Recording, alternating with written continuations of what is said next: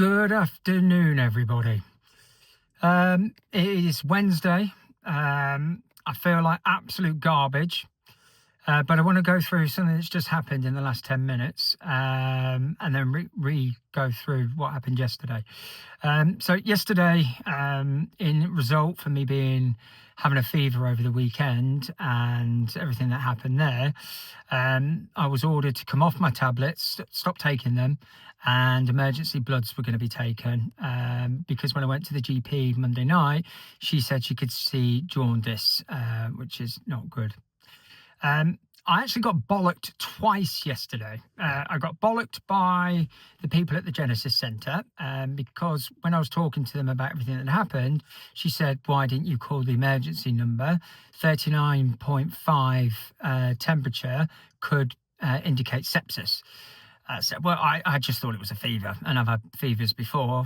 You go to sleep, you wake up, the fever's broke, and that's what happened this time. But she said, you don't know that, Rob. It could indicate sepsis. Next time you feel you get anywhere near that temperature, you call us and let us make that decision. I said, okay.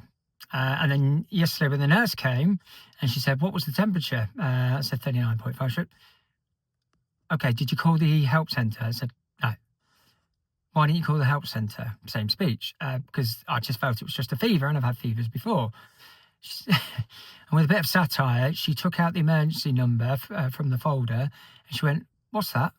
I said, that's the emergency number. She said, that's the number you call if your temperature is raised like that again. That is a very dangerous level. Look, you may think it's nothing. It may be nothing, but you need the experts to tell you nothing. Tell you it's nothing, sorry.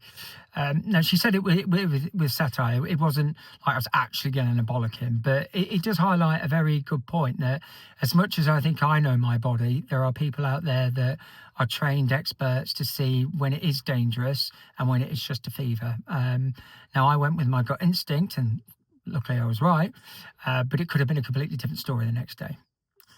So anyway, we took some emergency bloods because my bilirubin levels had rocketed to 35, and this could be game over for these tablets.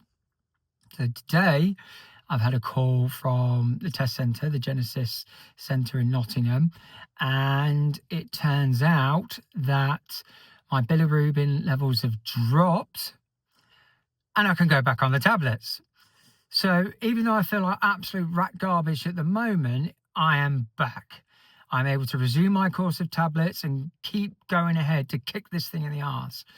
And what I want to say out loud is that if you treat this thing as an enemy, you can keep coming and swinging for me as many times as you want, and I'm going to knock you out.